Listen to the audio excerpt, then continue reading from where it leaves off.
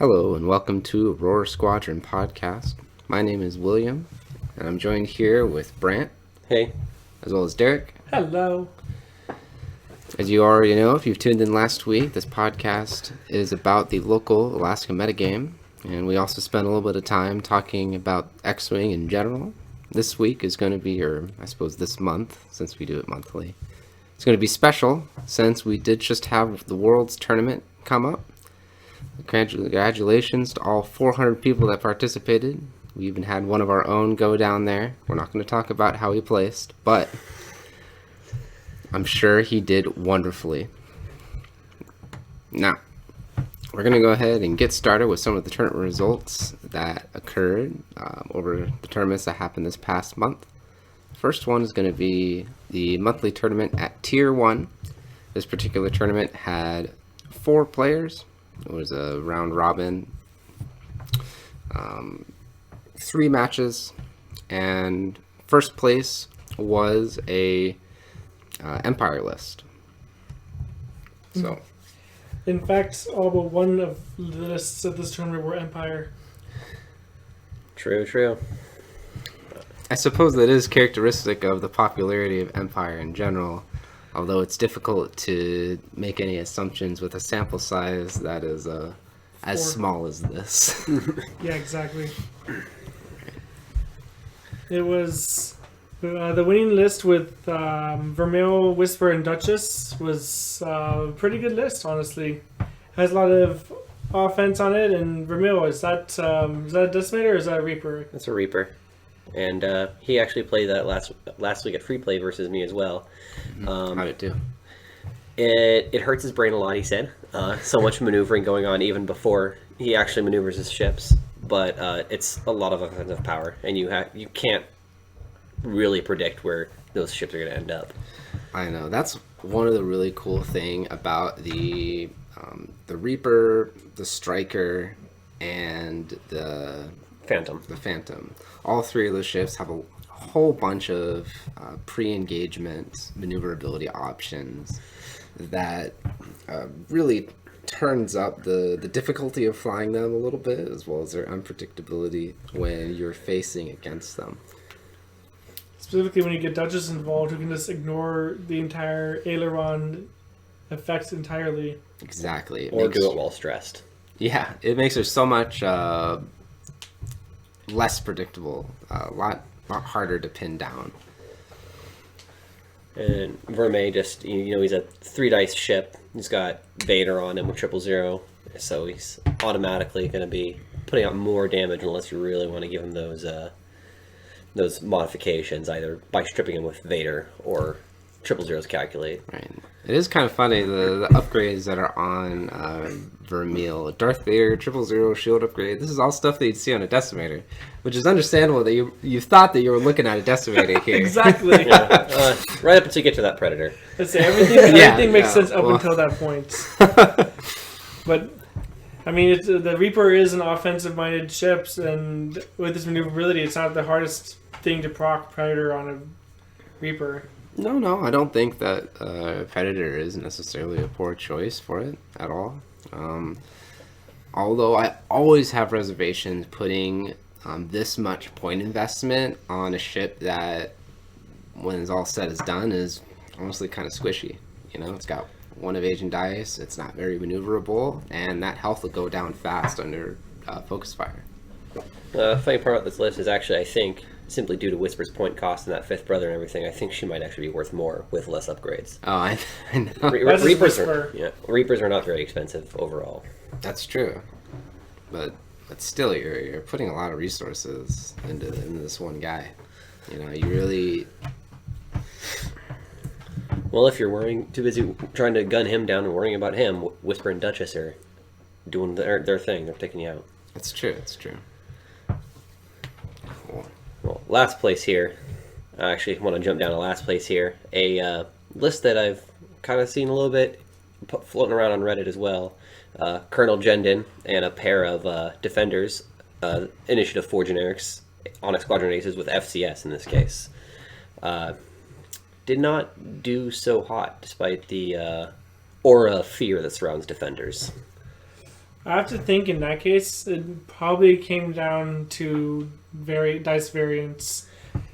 Just because of how defenders are kitted and the way that this list has performed in the past, it's very solid ships, very solid supports. I mean, you can't get much better point value than a defender. Well, I also think it might be a stylistic matchup because you have the first place list, which is a lot of maneuverability, and 2 ships that out initiative the defenders. So they're going to be where they need to be and arc dodge them. There was a swarmy list here, which is going to be hard for a pair of defenders to deal with. Is that Sloan Swarm? No, it's not even Sloan Swarm. And then Anakin Obi with miscellaneous. Anakin Obi +1. Yep. Usually a trick, but in this case, broadside with a dorsal turret. Just flitting around the map off the side. Yep. I do really like broadside. I like broadside. You just kind of like fly around in a circle, shooting on in. Yep. The one thing that gets me about the upgrade on this list is that 7th Fleet Gunner. I'm still not sold on it. It's... How many points is 7th Fleet Gunner? I do believe it's 9. Yeah. It's quite a lot of points. Yeah. If I'm thinking of like having broadside, I'm probably thinking of more budget option. This ion cannon or dorsal turret, and that's it probably. Yeah. Unless and it's want to put an R2 astromech that's for like the stress removal, but it doesn't stress itself. This isn't matchstick. Mm-hmm. Otherwise, the list here is fairly standard for Republic fare. You've got Anakin with Delta and Obi-Wan with calibrated laser targeting. And a couple of astromechs, although I don't really play Republic a lot, so I don't know what C-110P does. That's Chopper. Chopper, of course. Chopper. How could I forget Chop? Anakin, when Chopper flips on Anakin, it's actually ridiculously terrifying. Because whenever he can always stay at range 1, or at least he can reliably stay at range 1, so he'll always jam somebody. Oh my goodness. Because that's what Chopper does. Oh, that's fantastic. Anyways, I suppose we might as well talk about the second place list here. We got Major Vinder with Advanced Slam, Tractor Beam, Assault Configuration, and Predator, which is really weird to me. Is Tractor Beam really the option for a Major Vinder here? I think what he's going for with the Tractor is just kind of lowering them down for the Synars to get their ion cannons off, so that those Academy pilots, which I'm a little questioning on the Academy pilots, can just kind of sit behind and just keep shooting you and eventually killing you. Well, for what it's worth, the Academy pilots are pretty price efficient. Mm-hmm. It's really like 24 points for 3 health, 3 evade, 2 dice. Yeah, I mean, like, really, this list here is pretty reminiscent of the kind of style that you would see with Separatists right now, with like all of these Academy pilots, and kind of controlling the field. Yeah, precisely. It's just like opening them up for all of these little guys to come in and just shred through them. Unfortunately, without any wide buffers like Howlrunner, Empire sort of falls behind when it comes to swarm tactics, especially compared to Separatists. Yeah, I can definitely see the idea behind the list, but as an Empire player myself, I'm not sold on it. Hey, it did make second place in this. It made second. It did out of 4. I do wonder. 2 out of 3. That's a good number. 2 out of 3 ain't bad. I do wonder if it would have been a significantly more powerful list if you replaced Vinder and put a Reaper with Sloan on it, though. If you're gonna have that many ships on the list. Yeah. I totally get that. I think that just about wraps up this tournament. Cool. Then we'll move on to the Bosco's monthly tournaments. Right. This one was actually considerably sized for our tournaments up here. Right, for sure. It whole was a 10-man tournament. Whole 10 and a half, really. I know. We did have a little bit of a mix-up in between. We had Derek switch out with someone who came in a little late. He really wanted him to have get his play time. Doesn't get a lot of play time, so it's like, hey, come, get it where you can. Yeah, we're pretty buddy up here in Alaska. What can we say? Fun fact about this tournament: William ended up in second, courtesy of MOV. Very, very close. I like to say, or I like to think of it as tied for first, with less winnings. Sounds like second with more steps. I think the most striking thing about this is that the Gendon two deltas, the last place from the tier 1, the exact same player and list that was last in tier 1. Got first. Yeah, he went 3-0. Best MOV. That's what makes me think that his losses might have just been dice variants. Just because when I was watching him play, the list was solid. Didn't seem to have any major weaknesses. Mm-hmm. Although I think it is important to note that it doesn't always come down to dice variants, whether or not someone loses or wins or not. There's still people piloting these lists, and people can have good days and they can have bad days. That's also true. They can make good decisions, and even if 99% of the time they make good decisions, they can just... Yep. Or, forgetting to set their dial on occasion. All right. Well, don't look at me, Brent.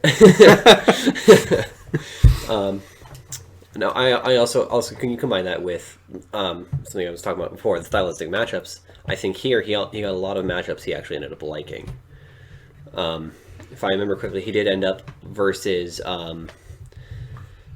Jim, hyperspace champion of the largest state in the Union in occupied Western Canada, Johansson, our hyperspace champion up here, in case you couldn't tell, with a first order list of just a naked Tavson, 3 Omega Squadron experts, all with fanatical, passive sensors, and concussion missiles. No. This is one of the times where you really have to look at your opponent's list beforehand while you're going against them to really understand what all's going on. Because this was one of the lists that I went against. I think it was the first match.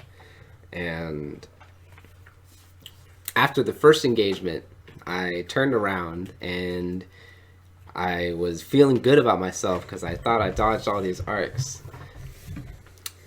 But then the passive sensors went off. He turned his arcs around behind him, and my entire list almost got wiped in one turn. Gotta know those ship abilities. Those concussion missiles out the back will catch you if you don't know what you're doing. Yeah, that was crazy. Luckily, I was able to dodge enough to where Tavson didn't get a single arc on me the entire game. Otherwise, I think I would have definitely lost that. Yeah. William, by the way, running Separatists, his favorites.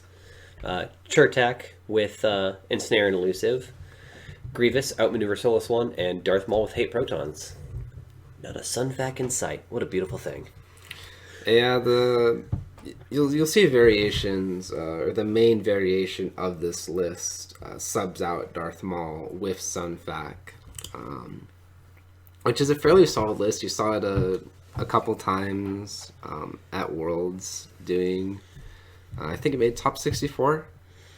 So not making waves, but still something that you can play, and if you do well enough, you can perform well with. And Grievous is one of the better actual late game ships, which is surprising for PS4. Well, if you can get rid of their PS5 and their PS6s, then he does perform incredibly well. And Outmaneuver is just a super efficient upgrade on him. Really makes sense. Might be a little spendy, but I had a lot of points to mess around with this. Chertak isn't that expensive, so... No, he's dirt cheap. I think he's only a little over 50 points for all that. Just Ensnare and Elusive. Yeah, most of the points went into Maul, of course, with Hate costing a whole bunch now, and Proton Torpedoes always really expensive. And still maybe even going up again because they're still the only torpedo in the game. You think Proton Torpedoes will go up, or do you think the other torpedoes will go down? This is FFG. I believe Proton Torpedoes will go up. Truer words were never spoken. Well, I guess I can't argue with that. Let's see some other interesting lists we have. Is that Fen Rao, Jakku? So it's Fen Rao with a quad jumper and a bunch of M3As with ion cannon. Yep. Brian in a relationship with Fen Rao, our resident Fen Rao enthusiast. Really just a Fang Fighter enthusiast, but Fen Rao above all. Trying his best to showcase the Fen Rao. Yeah, normally one of the highest performing players that we have up here. He'll consistently get first, second in any major tournament that's here. Got seventh place in this particular tournament, and probably because he was messing around a little too much with some jank, I'd say. He loves his jank. You're right. If you would have subbed everything out except for Fen Rao and just put 3 more Fang Fighters, it would have easily won the tournaments. Yeah, Fang Fighters is definitely his specialty. Oh, you can fit Fen Rao and 3 Fangs? You can, I'm pretty sure. 3 PS1s. Oh, yeah, the lowest Why ones. run PS1s? You can run PS4s. Something he's been enjoying lately. Sarah's doing the 3 PS4s. I don't want to talk about it. It's a fun list, I swear. It's definitely his ship of choice. Brian, as a player, it goes to show just how important it is to have familiarity with the ships that you're flying. He's played with the Fang Fighters so much that no matter what he's going up against, those Fang Fighters are going to be dealing massive damage, and he's going to know exactly where they're going to be as far as positioning goes, which is super important because they can link anything into focus, whether that's barrel roll or boost. I'm not totally convinced he doesn't occasionally offer things to the gods for good dice rolls until, Fen Rao goes pop. Which happens to him more often than not. It's Soontir syndrome. Soontir syndrome indeed. Yeah, no matter how good you fly, it just takes one bad position and blanking out on your dice for you to just lose the match, pretty much. Yep. And then Luke's list, actually, really intriguing one to me. Running Greer and Taliesin with heroic crack shot advanced optics, and then a fat Venny. Yeah, I remember he brought this list or a variation of this list to Battlezone Urza At the extended tournament. Mm-hmm. This is a 114-point Venny. Venny, however you say his name. Mm-hmm. And he is deceptively strong and survivable. Yeah. He's got Tragedy Simulator, Pattern Analyzer, Perceptive Copilot, VTG, Ray, Proton Bombs, and Seismic Charges. Well, you can't really run Tragedy Simulator if you don't have 2 different bombs. Gotta go all in. Yeah. But yeah, no, Vinny is deceptively powerful. I mean, I know it's hard to say deceptive for a large ship with a 270 arc, but it's still definitely deceptive. With it's like, oh, let's do attack dice, but then you're getting caught in arcs. He's getting bonus dice. He's getting bonus defense dice from Taliesin. It can get a little out of hand if you don't know what you're dealing with. Yeah, if you're caught in the front arc of this guy, he is gonna take no damage, and you're gonna get shot a bunch of times, and then die. Probably. It's not gonna be a fun time. It's not even front arc. It's just a mobile arc. Well, Venny is a mobile arc. Well, I'm talking about Venny's ability. It's off mobile arcs. Well, yeah, he's turning the turrets, the bow tie forward back, which is going to be its primary position. It's it'll move it when he can or when he has to, but you really want to focus fire as much as you can Yep. when it comes to VTG. True that. Yeah. Greer and Tally are really standard build. Crack shot, advanced optics, heroic.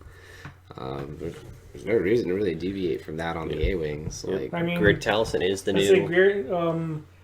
Greer, Taliesin, Zari, those are all pretty solid pilots to choose from. With that Lula rise up.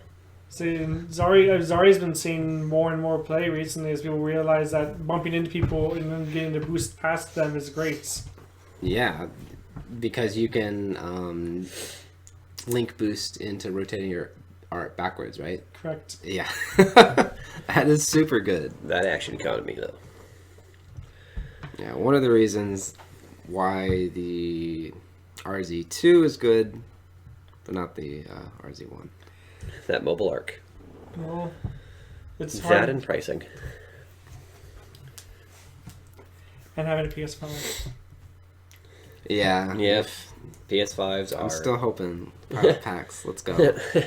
Anything. Doesn't have to be Tycho. It could be anything. But give us Tycho. Give us Tycho, says Derek. Especially Tycho. And then let's see.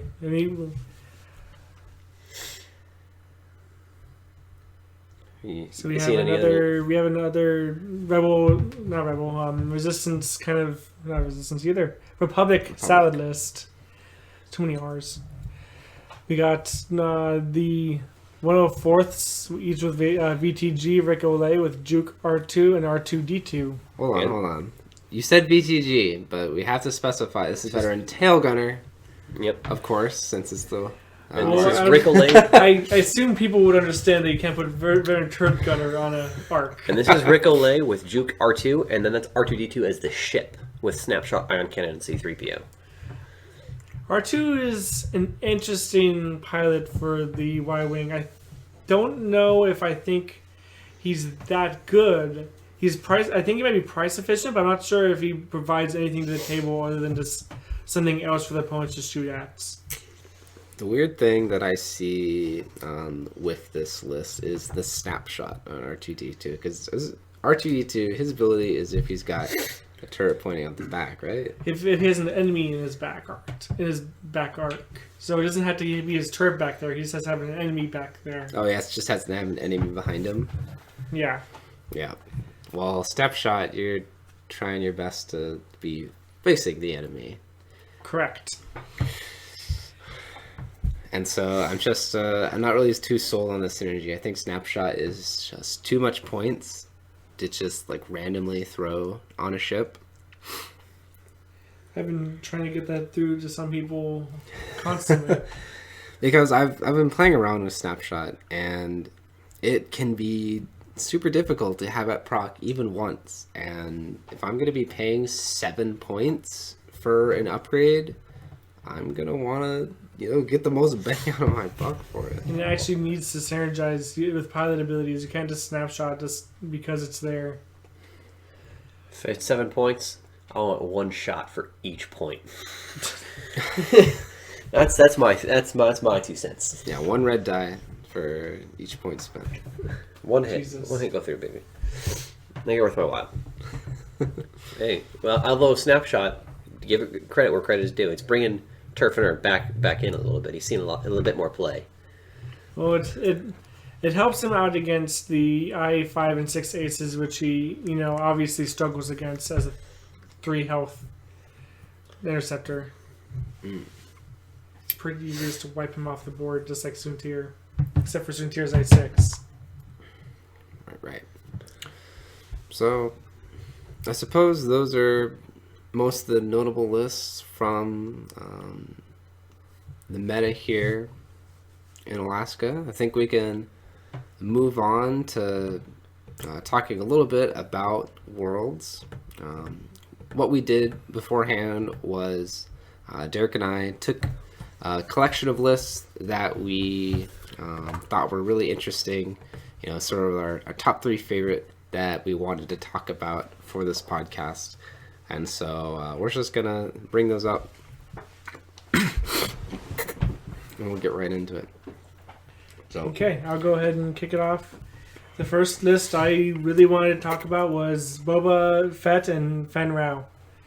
Just 2 ships, Scum, 2 of the best aces that Scum has access to. Boba Fett is fully kitted out. He's got hull upgrade, Maul, Fearless, Slave One, and Proxy Mines. Mm-hmm. And Fen Rao just has Crack Shot. And this list is that for them 18-point bid, giving it the power to outbid Jedi Aces. Outbid literally anything. Except for Sunfac with minus Trade Federation drone, which we didn't. I didn't look to see if those appeared a lot. Yeah. This was also one of the types of lists that was on my radar when going through everything at Worlds. There was about like 20, almost, if not more, around that area. Variations of this list. Boba Fett. It's solid. It's pretty much the best 2 pilots that Scum has access to, so it's no wonder that they would throw both of them in one list and say, hey, good luck trying to kill one of them. And with a bid that deep, Jedi Aces are always going to move after you, so you're going to have the positional advantage over them. Absolutely. Anakin especially loses a lot of his effectiveness when he is not getting perfect information. Correct. And with Delta 7B, like Anakin is prone to do, Fen Rao can kill him very quickly. Yeah, absolutely. I do think it's really interesting. Almost every single list that was running Boba Fett, and some like AC kind of lists like Boba Fen, they all had Maul crew. And if a couple months ago you would have told me that Maul crew would have been seen like 10 times more than Darth Maul the ship, I would have said you were crazy. I understand a lot of people are inclined to take Perceptive Co-Pilot on Boba Fett, obviously because you reroll a ton, you want all the focuses. Mm-hmm. But Maul gives you the flexibility to, if you do get bumped, if you can't get out with Slave 1 or whatever your base action is, this gives you a dice modification to use with Boba's reroll and give you survivability even in those bad situations where you might get bumped. I mean, if you're running Slave 1, that's probably not going to happen. Unless you wanted it to happen. I mean, that's probably also true as well. Yeah, but I think it's really important to be able to mod and boost in the same turn. That is also true. If you're trying to not get hit as much as possible, you're going to be using boost a lot more. That's probably the more important thing is being able to boost. If you have Perceptive Co-Pilot, you're inclined to focus literally every turn because you're losing out on efficiency if you don't. Or at least you're spending 8 points to do nothing that turn for that. Yeah. And Maul is 12 points to always have a Force token. Isn't it 13?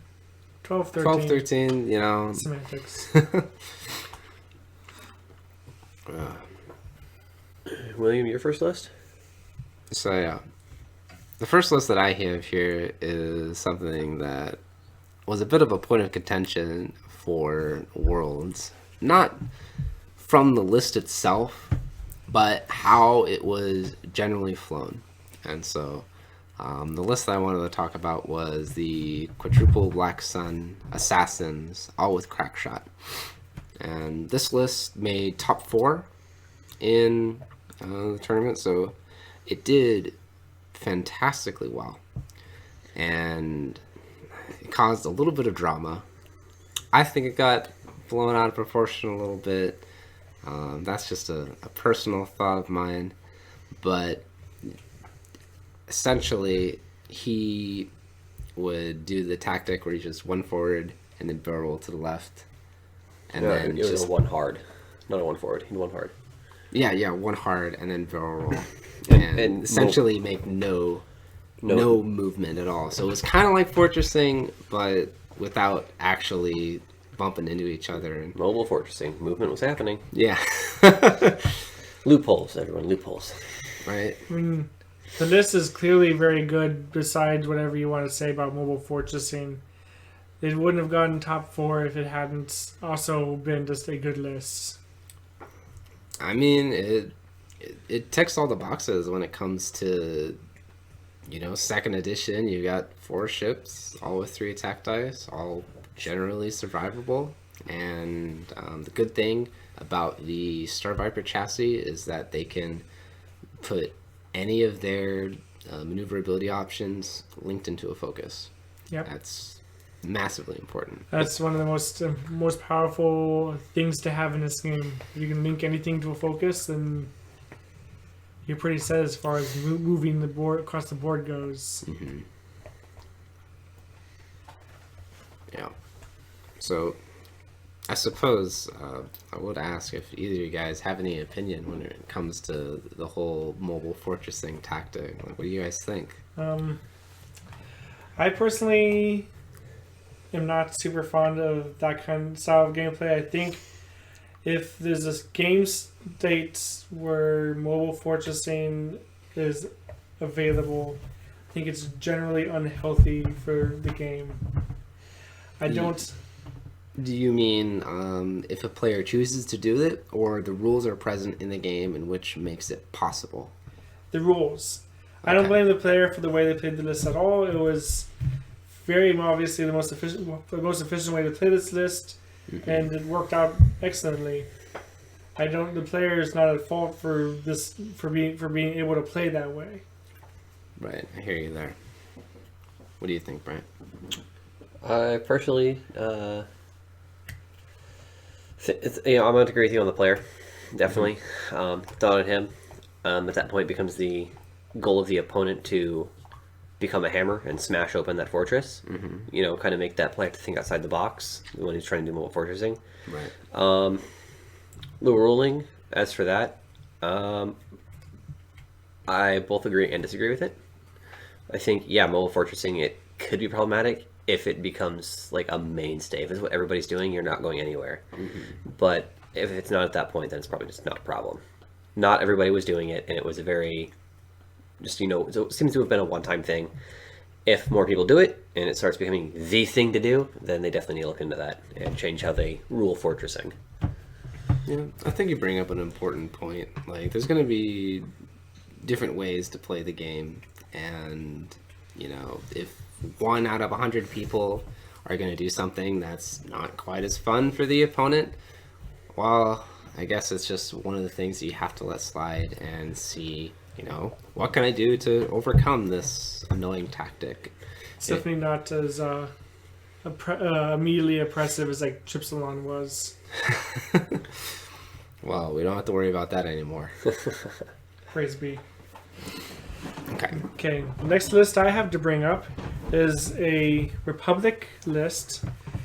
And the reason why I want to talk about this one is that this one is a Republic list with Luminara and no sinker. It's Matchstick with ion cannon turrets, Broadside with ion cannon turrets, Luminara with CLT and Foresight, and Wolf with C-3PO and Clone Commander Cody.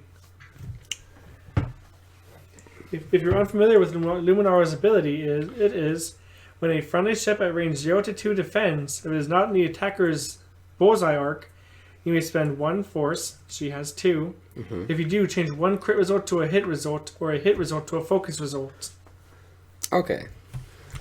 Yeah, I haven't seen that particular pilot get flown a lot, so I was wondering. I was looking at this list and I was like, who the heck is Luminara? But she has been getting a little bit more popularity, hasn't she? Well, she made top 32, so there's at least a little bit popular with one person.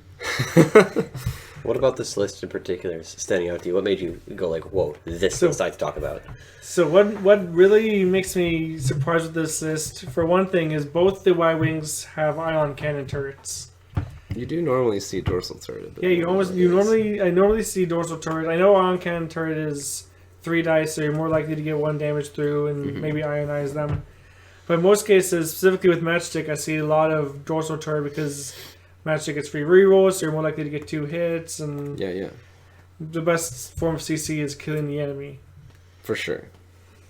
But it was super weird to see, like, this had to have been a really interesting list to fly against.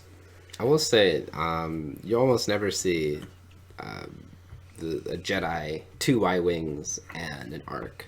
That's just an interesting combination of Republic ships. Yeah, it's super stood out because it was weird. I mean, not weird like in the negative sense, but like this is nothing you've seen. I mean, you've seen Wolf, obviously. You've seen probably Matchstick or Broadside a couple of times. Mm-hmm. Maybe if you've been playing X-Wing since the Republic came out, you've seen Luminara once.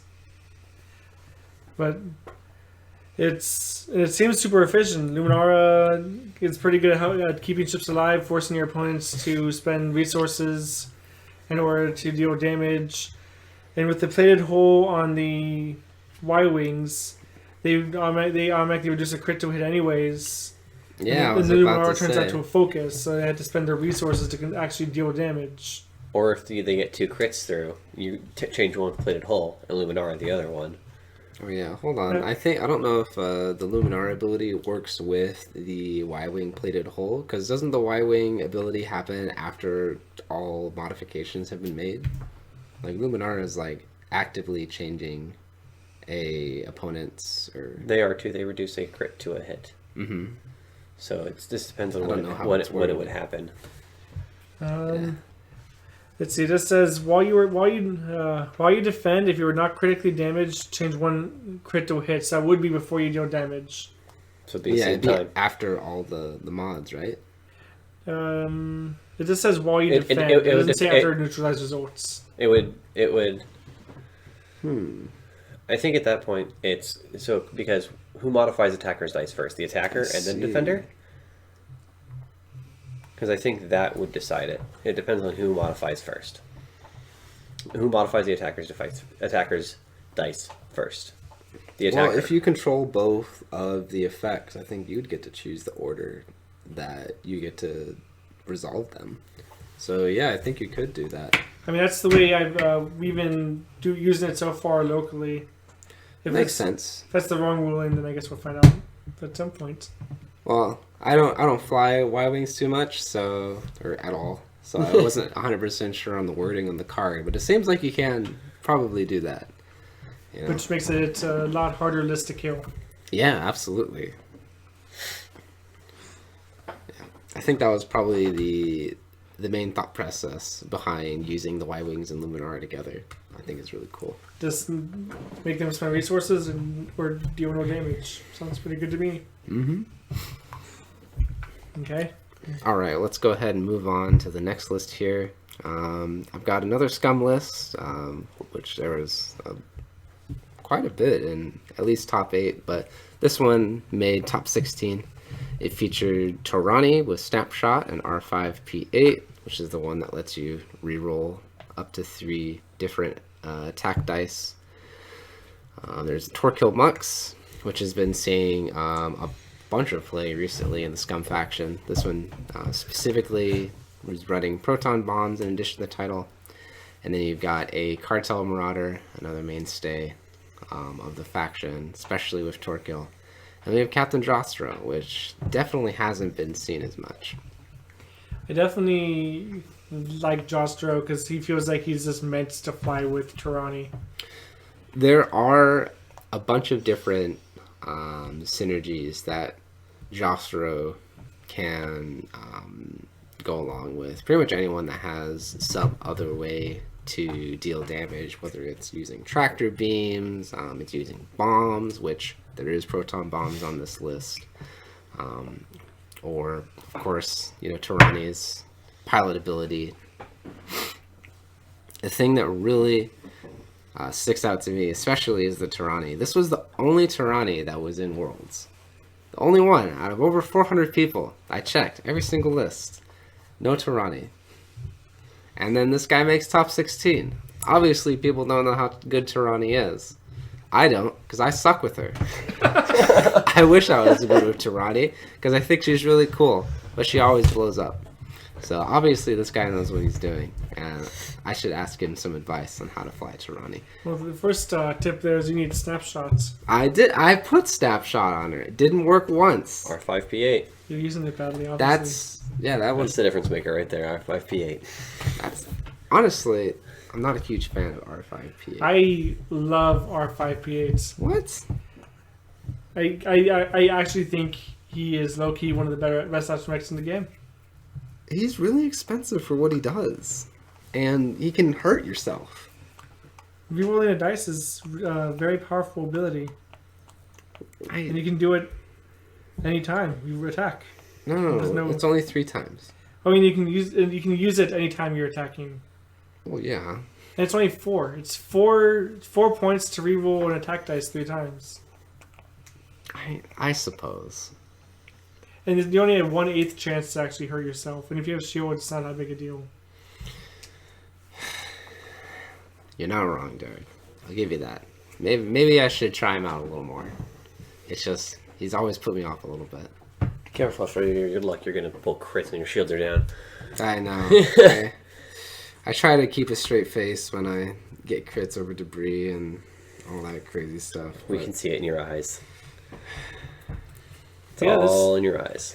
I like this variant of the Torkoal list because it's actually unique.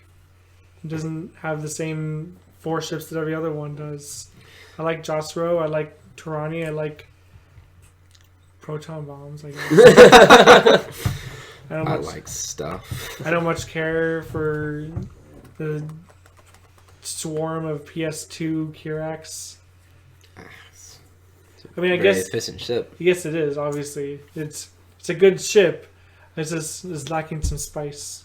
Okay, no, I understand that. I will say this ship looks really wonky to fly because none of these ships are particularly maneuverable, and so correct. I imagine that he just did his best at flying these guys right into the enemy and then PS killing what he could and just out damaging them. Just super DPS, very honest, no dodging, come at me, noob. Let's go. Jousting time. Right? I think you mean jousting time. Jousting. Jostero. Oh my goodness. All right. Okay, so my last list I want to talk about, it didn't make Top Cup, but it caught my eye. It is 2 PS1 Defenders with HLC and an Omicron group pilot with Palpatine. So kind of a variance on the list you were talking about earlier with our guy up here. Correct. These are the PS1 Defenders, but I believe I recall seeing this list on stream, and it's actually surprisingly easy to land HLC at PS1 as long as you actually maneuver yourself, well. And even if you don't, you have a 3 dice attack, so you're still throwing good dice. You have Palpatine, so you have a global force for anyone. Mm-hmm. And it's not like the Lambda is a slacker either. It does throw 3 dice and has the butt gun. Yeah, I'd say it's a pretty good ship right now. This is just a really efficient list. I do think the PS1 Defenders are pretty value. Having that chassis with that ship ability at PS1 is strong. Yeah, I agree. And there's nothing wrong with any of the Defender pilots. I think you can find use out of all of them. Just because the ship itself is so good. The ship itself is so good that you could just... When your stat line's 3343, I mean, you can't argue with that. And that dial. Mm-hmm. The thing that surprised me most about Defenders as a whole is that other than Rexlar appearing a couple of times, there's mostly just generics. Just pairs of generics. Which makes me sad, considering I love Riyadh. But, I mean, hey, it means they won't put her up in points. Maybe they'll even drop her down a point or two. Oh, she's not getting played. I can hope. And there's a member of the community that was like, oh, we need to drop down the PS1 so we can fly 3 of them. I think I remember FSG specifically saying that they will never allow running more than 2 Defenders in a single list. Okay. And I kind of agree with that sentiment, and I hope that they don't detract from it. Could you imagine playing against 3 Defenders? Could you? I don't want. Can you not? Thanks.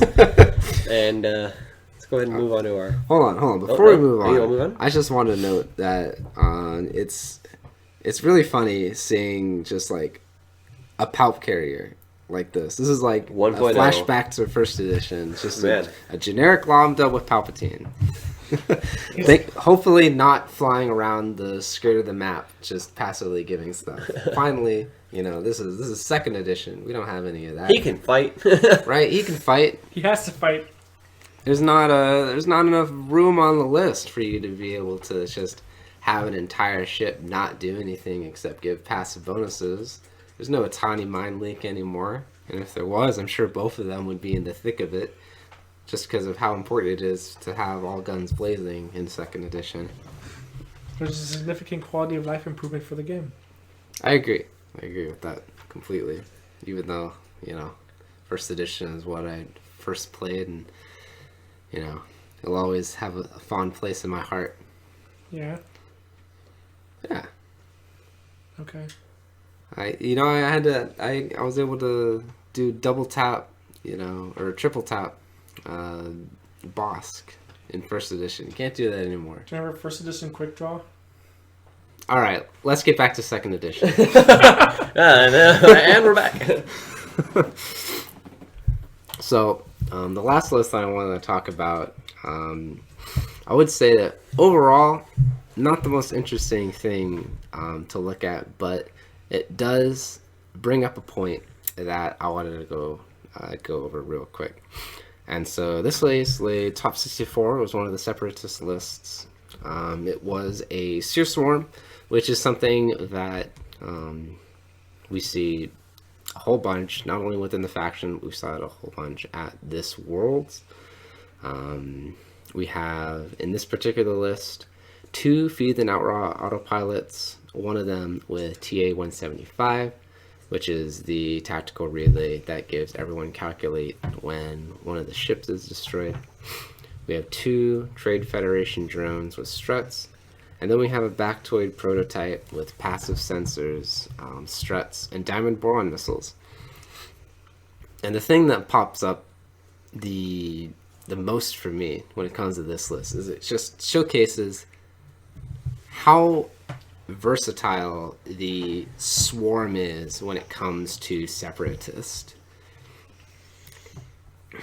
The most common thing that you'd see is Seer Swarm with just a whole bunch of vultures, and that would be it. But this list shows that you can switch out those vultures for Bellababs, you can switch them out for hyenas.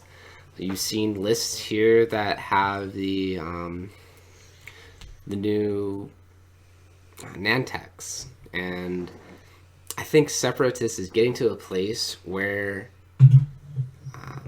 it's like what Swarm should be, where it's not just dominated by a single type of ship. You can have different kinds of these ships, whether it's to fill slightly different roles, or maybe you just like the ship more, and you can remain viable. Oh yeah, that's absolutely true.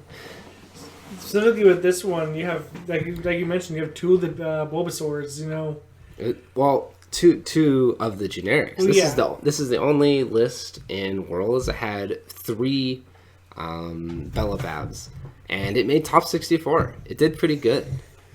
And they're good ships. Mm-hmm. I mean, they function like, an X-Wing. Kind of like X-Wings, yeah. They function like X-Wings. 3 dice, 2 evasion. X-Wings with like a way, way, way worse style. But yes, an X-Wing. Well, I mean, they're probably, if I recall, they're cheaper than an X-Wing, so probably I hope so. This one's, especially the Feed and Outraws, they've got Calculate, not Focus. Well, Calculate works because of Seer. Right. And then Tactical Relay, so... Mm-hmm. No, I think it definitely works in this instance. It's just good. Yeah, I'm just really happy with the faction in general. Everything is good. I don't know if the factions, I don't think it's overtuned. It is performing generally better than most of the other factions. They are making cut more in comparison to their representation. I don't know if it's enough to take action on. What do you guys think? We were speaking about this last week, actually last Tuesday. Something that Luke and I were discussing is that either the struts need to go up 1 point, a nice medium between 3 and 1 of 2, or the struts need to not give all of the bonus. They need to pick one or the other and not completely favor the drones. They need to either make the drones and everyone else ignore that rock, or everybody has to deal with the rock when shooting. So, because 1 point, that's insane for that ability to be able to just park on a rock and leave when you need to. That is really good, and then you don't have to worry about the rock blocking your shot, but you still get the defense bonus. That's really good for 1 point. I suppose. It's almost like stapled to the ship right now. Mm-hmm. However, the fact that we're seeing lists like this where you're having Bellababs and not the vultures. If the vultures, is it really the strength of the struts? If they didn't have struts, I would maybe agree with you, but they still have the struts. Well, yeah, because it's 3 points. It's 1 point. I'm talking about Total. 3 points because of the 3 3 points to be able to sit on a rock. Or, sorry, 1 point to be able to sit on a rock. But 3 points, those guys to sit on rocks, so that you don't have to worry about your back to, oh man, next round, if I go forward, I'm gonna be too close. You can stay on that rock and force them to come to you. It's similar to that the list we were talking about earlier, where it's it's almost like fortressing because you can sit still. You're not going to because you're going to have the Bellabab moving around, but it's something that I have heard a little bit of disgruntling from people with. Yeah, my main thought is that they might be a little bit too price efficient, just across the board, except for maybe the Scimitar is a little high right now, but I think everything else in the faction is just more price efficient than the stuff that other factions have access to. I mean, obviously not as a whole. There's obviously going to be other factions that have 1 or 2 ships that are just way more price efficiency, like Rebel U-Wings. Looking at you, Simtier. But anything you can throw onto a list in Separatist feels like it's efficient for what you're paying. That's not a bad thing. I don't think them being more price efficient means that they need to go up. It could just be a case that all the inefficiencies in other factions need to come down. I do feel like every single faction, no matter what, almost no matter what list you're building, unless you're intentionally doing it, where you put it on the list and you're like, yeah, I feel happy paying this cost. Not just, I have to pay this much, but I really like this ability and I need it. It should not be an almost regret. See Dash Radar with trick shots. It's just maybe one day Dash will come back to you. I don't know. I'm not 100% sure what the answer is when it comes to the faction. In regards to your point on efficiency, I think that it really just comes down to what the faction focuses on, which is offensive power over anything else. You look at the Vulture, it's like, 19 points? Correct. Well, for a Trade Federation drone. Mm-hmm. For the one that you'd want to run. Yeah. And if you look at the Academy pilot for Empire, it's like 24? Yeah. So you're paying 5 points for an extra evasive die, essentially. That's what it is. Yeah. Well, but the dial's different too. Right. The dial on the tie is a lot better. We can't really see how they. We can always try to justify point cost, but you can't because of between ships, courtesy of dials.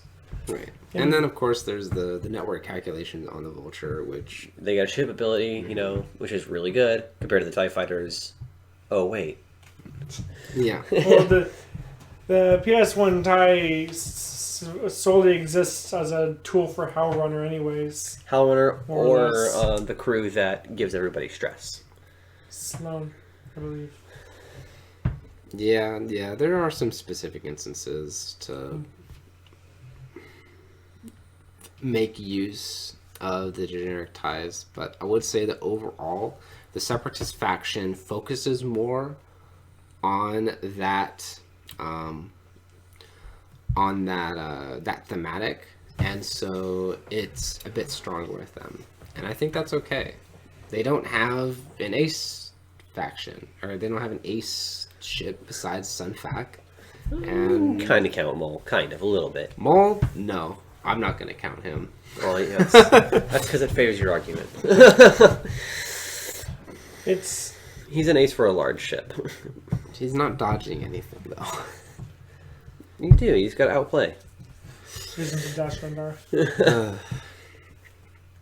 Anyways, I think that the only reason that they seem so efficient is because we only really see one type of list, and it's what the faction focuses on.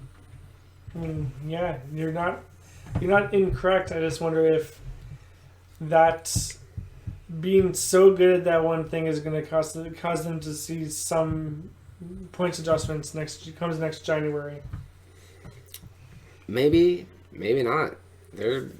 They might be performing well when it comes to cuts, but other than that, I mean, like, top 8, they had, like, one, if any? I think one or two.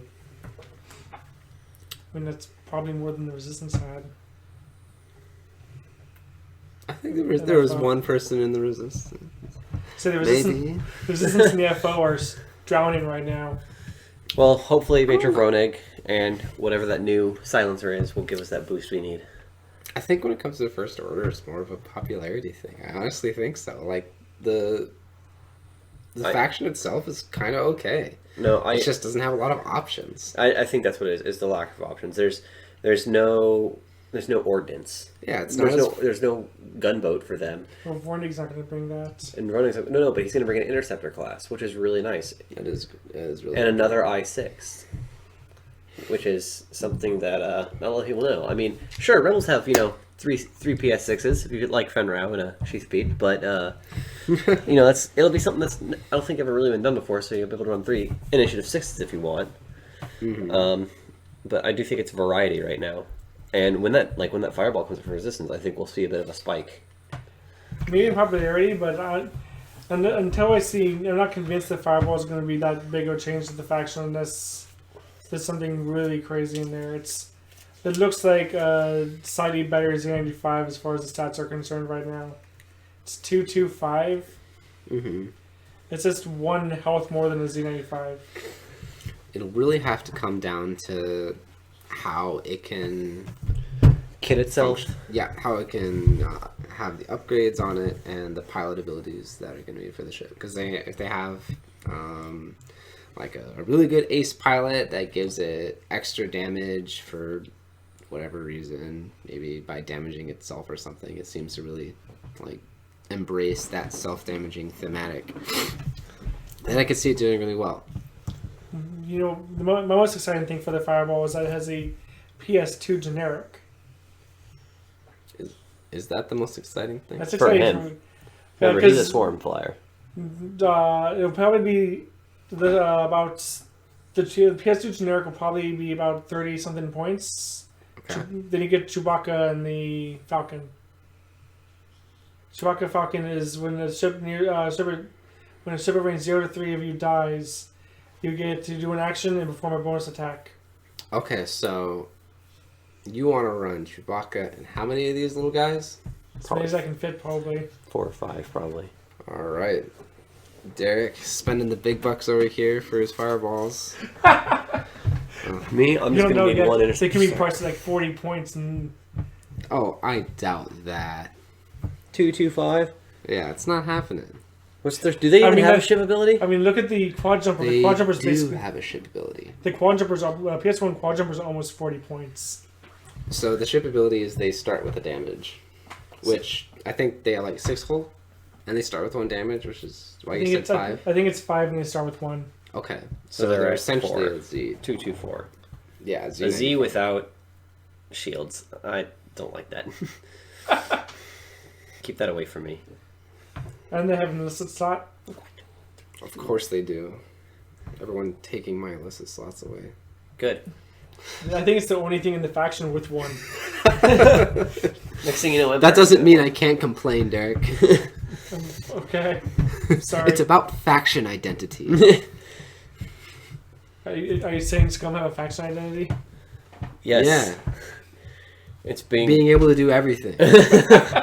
Worse than everyone else. Hey, they tractor better than anyone else does. Well, they just nerfed tractors, so I guess that really does make sense.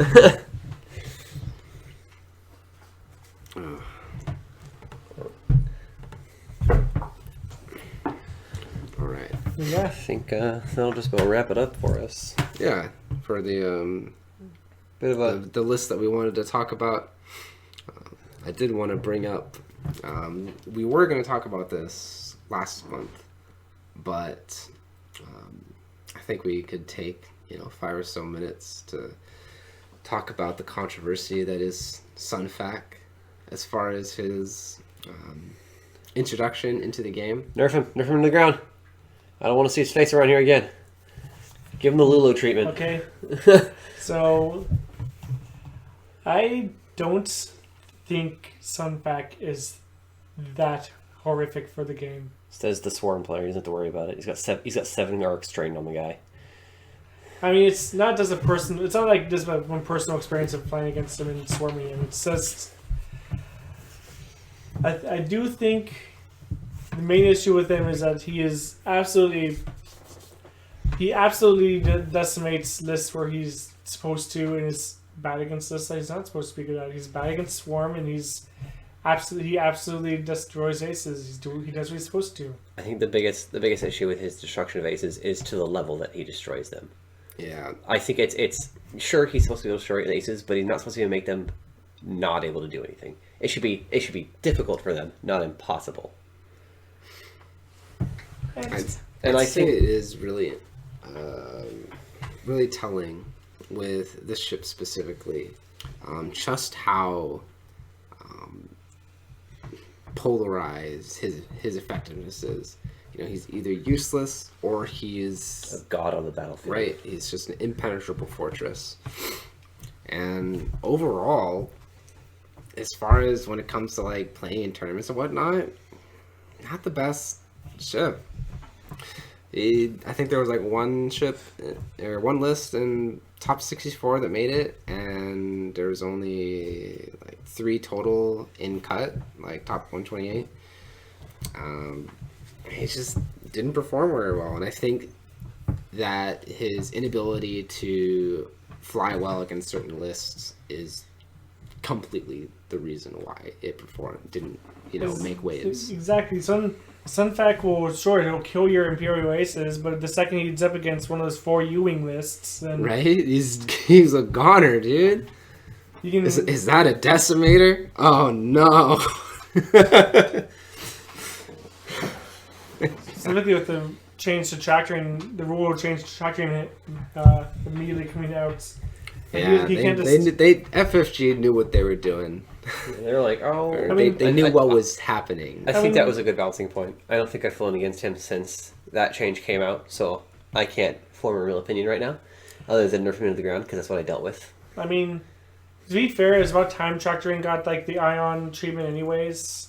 Well, it didn't get the ion treatment because the tractor tokens go away at the end of the round. But it got the tractor treatment where you need one. You need that one thing that keeps tractor tokens on people. Ketsu for like 7 points? I'd rather Flyer. I know, right? Flyer and give me, I guess, Seavor. I'll throw more tractors out. No kidding. Or not Seavor. Approach. I do think that with the change to the tractor rule, that most, if not almost all, of the ships that make use of the tractor tactic in their core gameplay, like the Quad Jumper, Shadowcaster, etc., they should all come down in price at least a little bit. I would love to see the Quad Jumper come down a few points. Oh, yes. Lower Ketsu for me. Do it, FFG. Give me my pancake. Sorry, you're probably going to see Sabine changes first. I'd hope so. Sabine, Asajj. Is there a generic Shadowcaster? Yes. You didn't even know. I didn't even know. I'm literally not in first edition, not in second edition. I just, I'm pretty sure it's just Shadowport Hunter. Yeah. Let me double check that for Asajj you. must have got. Well, Asajj would probably still exist if Hate didn't get nerfed. That was Initiative 2. Asajj was caught in the crossfire of FFG's answer to Darth Maul. I will say. Womp womp. Rip Asajj.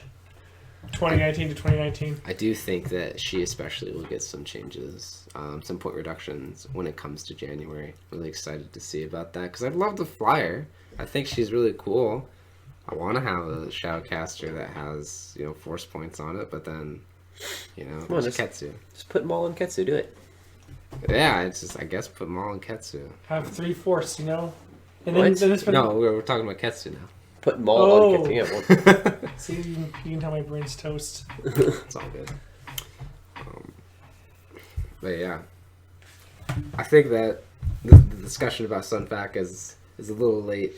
It was more charged when it first came out. There's a lot more heated feelings, but I think the consensus overall is that people don't really care about Sunfac. Well, not anymore. Pre-Tractor, he was definitely. I saw comparisons to 1.0 Whisper, where the meta back in 1.0. I don't know if you remember, Whisper in 1.0 was before she got nerfs was untouchable. Well, yeah, but I mean, But there were comparisons, is what I'm saying. What do you mean about before the tractor change? Because the tractor change came out before the Sunfac did. It was the exact. Nope, came out a couple days after. Couple days? Yeah, because I remember. Is that true? Because I played against. So, yes. I played against you, and you were affecting my medium-based ships. Hold on, I didn't play Sunfac the first. I didn't even own a Nantex for a month. I know we did because you were affecting my Reapers. Because it made me upset. Because I flew Vader and 3 Reapers. And your Sunfac flew circles around them. Oh, I didn't move them, though. No, because it was always a bad time to. You were getting your bonus dice, though.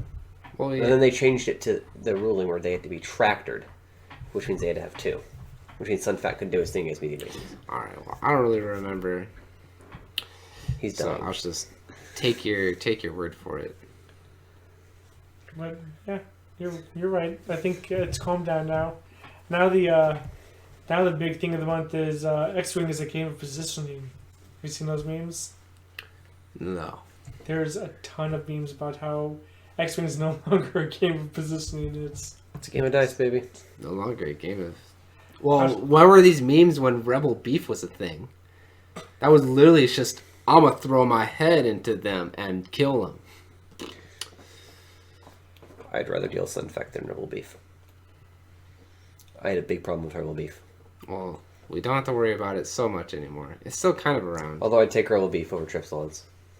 What do you mean? Tripsilon is totally worth a negative play experience. Alright, let me go back to pre-nerf. We'll fly against each other. See what happens. You can't unreturn your returned Upsilons, Brant. Done. Too late. Jesus. Either way, I think we're about ready to wrap up. Yep. We've gone through everything that we wanted to do. It was really awesome seeing the representation when it came to the different factions and worlds. I don't really think that it was because of the top faction prizes. I do really think that overall second edition is fairly balanced, and yeah, I'm really excited to see where the game goes in January. I think that FFG in general is fairly good at what they're doing here and the general balance. And so, yeah, hopefully we see a lot more interesting things between now and next month. Hopefully some juicy controversies that we'll be able to sink our teeth into for discussions. We're going to try and post a link to the tournaments for Bosco's and Tier 1 here in Alaska on the YouTube description down below. So please feel free and take a look at all the lists that are present there. Yeah, and I think that's about it. Thank you for joining us. Don't forget to like, comment, and subscribe. Well, all right.